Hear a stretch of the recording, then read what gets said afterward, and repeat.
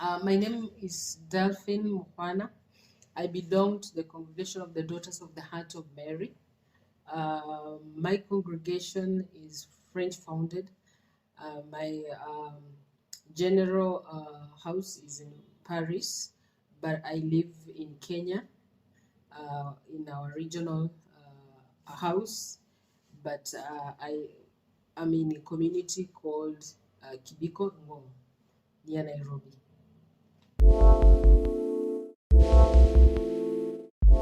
I'm a project manager for the Catholic Care for the Children in Kenya in the Association of Sisters of Kenya. And the project covers the entire Catholic Church. In Kenya, we've got 25 dioceses.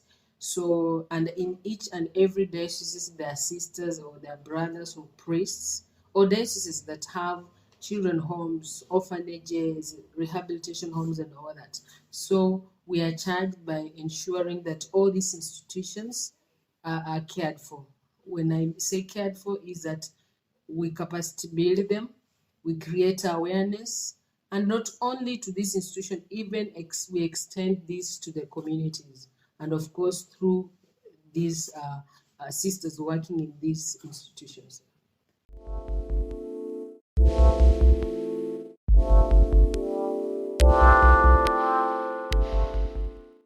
Yeah, so basically, what we do at the Association of Sisters of Kenya under the Catholic Care for Children in Kenya is that we ensure for the holistic family and the community-based care. And when we talk of holistic family and community-based care is that we know, of course, at the back of our mind that many congregations, especially for the sisters, have got a charism of care.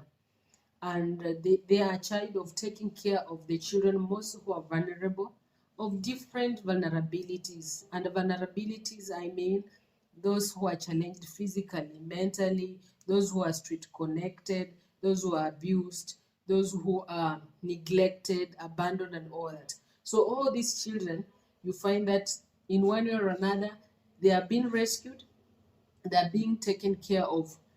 Can be sisters, can be priests, can be brothers, or a diocese that has this program. So when we talk of holistic care, we talk of how do we help these institutions?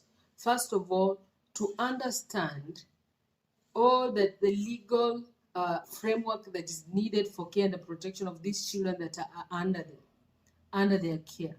And then also we ensure that do they have the right knowledge and skills, especially the caregivers, can be the administrator who's taking care of this institution, can be the caregivers, these are the men and women who work in this institution, those who take care of these children, maybe feeding them, washing them, and all that.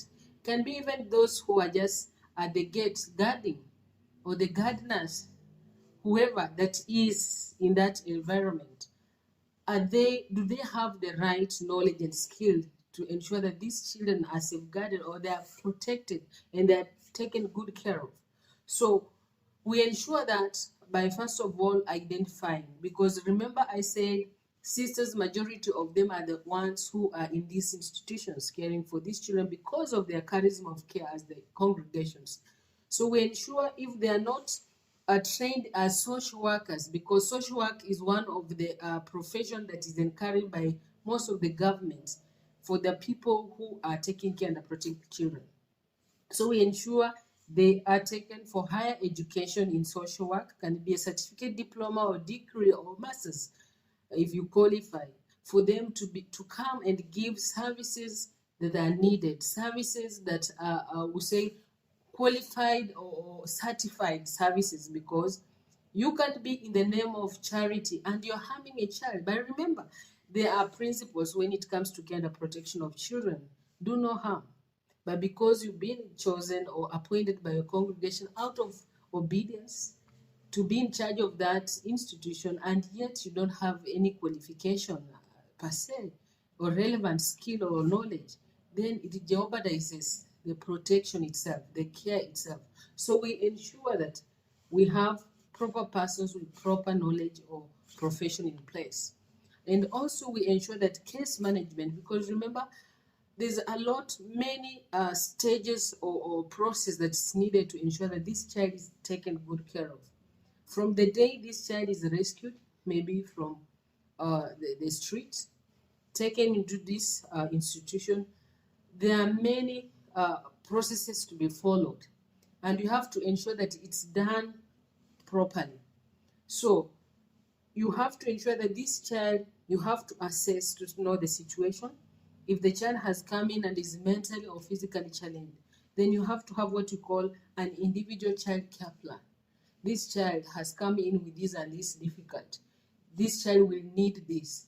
If education, if it's medication, then where will you take this child? Does the child have parents or does have guardians? And who? Because remember, we are talking of holistic family. We want to take this child back to the family because a child has a right to have a family. So therefore, you have to look into this from the very first day you receive the child. Yeah, so we also do that. And also remember that this is a process that needs many stakeholders. You can't work alone as just a sister administrator at home. You will need the government. You will need the church leaders, because spiritual also has to be taken care of. You will need psychologists, maybe, or counselors, because a child might have been abused and is traumatized. So there's need of really ensuring that all these stakeholders are brought on board. So what we do is to ensure that there's this networking of different stakeholders who are relevant into this matter of supporting and helping that at the end of the day, this child has arrived home or is placed in a family or family-like institution or a setup that the child at last can grow well or can thrive. Yeah.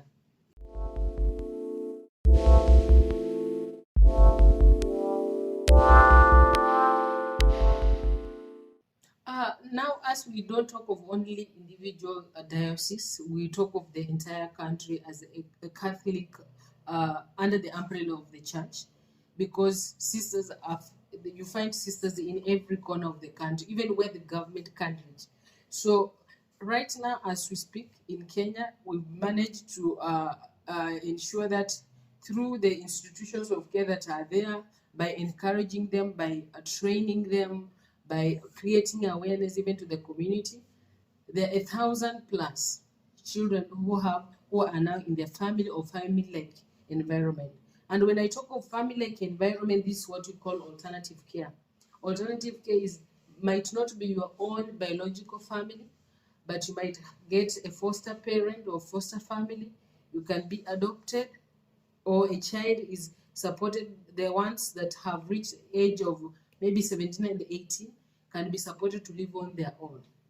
Yeah, so all those are taken care of, and we ensure that this happens. And also encouraging a lot the sisters, the brothers, and priests who are involved in this, in the lay persons, to ensure that many children are supported from their families or the community, not necessarily separating them and bringing them to the institution for the sake of like poverty, because we know some of the factors that contribute many children finding their way into institution is poverty, and of which poverty should not make a child to be institutionalized.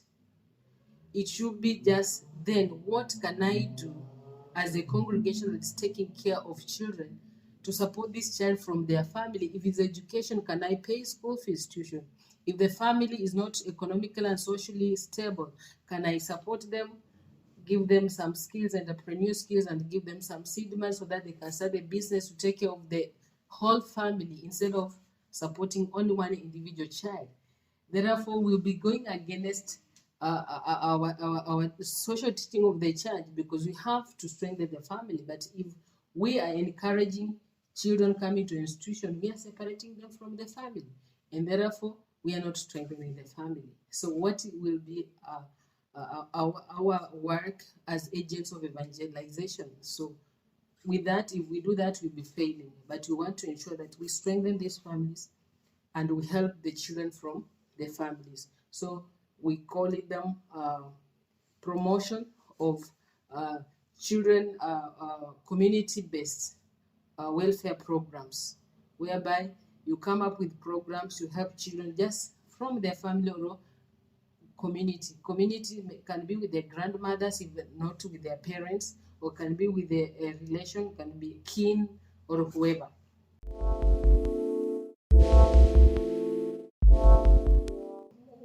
What makes me as an individual person, then as a team, then as a member of a congregation, and as a member who is serving within the umbrella of the Association of Sisters of Kenya, is that first of all, we need to give life.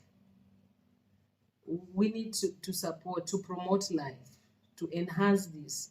And therefore, as a program, as Catholic Care for Children, and not only Catholic Care for Children, the Catholic Care movement, what we promote is that every child should have a family.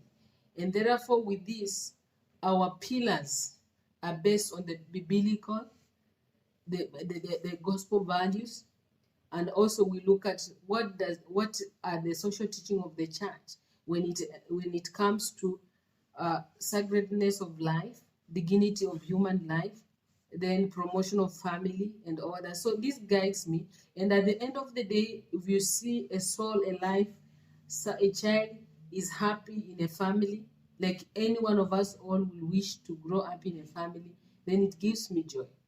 It gives me joy.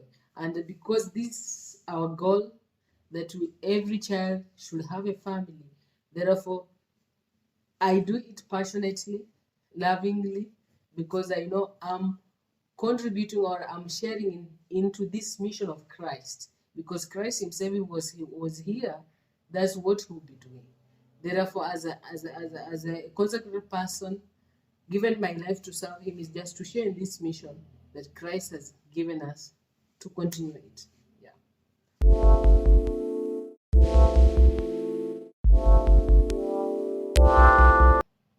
This, I will not want to call it work. This is a mission that all of us are invited to join hands and to support, because this is a human, it touches on human relationship. It touches on a family.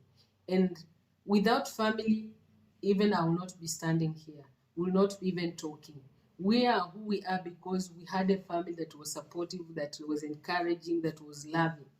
You can imagine if the other person can say that doesn't have a family. Of course, everybody has a family, but realistically, maybe your parents have passed on and all that. So there's nobody who is there for you. That's what we call, they have no family. But it will be good that we all join hands from our different angles, where we're working, where we are sitting from. You can be a teacher, but what are you doing to contribute towards this? Can you create awareness? If I'm a social worker, what am I doing to ensure that the child has a family, the child is supported, is loved? If you are a police, what are you doing to ensure that the justice is found? If you are a preacher, the same. The pastor, the same. So we are all called into this mission. It's not single for all those practitioners only who are taking care of children, but it's for all of us. And it will be very beautiful that if all of us join hands, we shall see this world a safe family for every child and for all of us. Of course, when I say that, it doesn't mean that there will be no social problems, that children will not be separate from families, but maybe we'll have reduced the degree or the level of these children not having anywhere to call home.